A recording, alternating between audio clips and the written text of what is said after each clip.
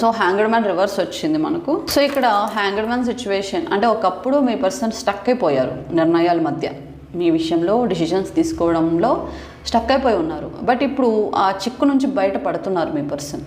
ఎవరైతే మీ పర్సన్ని కంట్రోల్ చేస్తున్నారో, ఎవరైతే మీ పర్సన్ని రిస్ట్రిక్ట్ చేస్తున్నారో వాటి నుంచి ఇప్పుడిప్పుడే బయటపడుతున్నారు మీ పర్సన్. మీ విషయంలో ఇంకా ఎవరు ఏం చెప్పినా సరే ఇంకా మీ పర్సన్ వినదలుచుకోలేదు. మీరు కావాలి అనుకుంటున్నారు, వస్తారు. ఓకే, సో ఇదైతే జరిగే అవకాశం ఉంది. ఎందుకంటే హ్యాంగ్డ్ మ్యాన్ సిచ్యువేషన్ రివర్స్లో వచ్చింది అంటే సో ఇంకా స్టక్ ఎనర్జీ నుంచి బయట పడిపోతున్నట్టే మీ పర్సన్.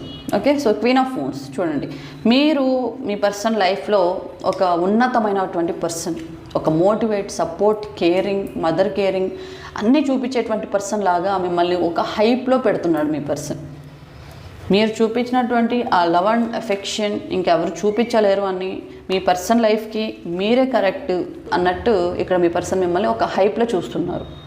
కాబట్టి సాధ్యమైనంత వరకు మీ పర్సన్ మీ మెమొరీస్, మీ ఆలోచనలు మీ పర్సన్ని వదిలి వెళ్ళట్లేదు. కాబట్టి తప్పకుండా మళ్ళీ మీ పర్సన్ రావడానికైతే ఛాన్స్ ఉంది.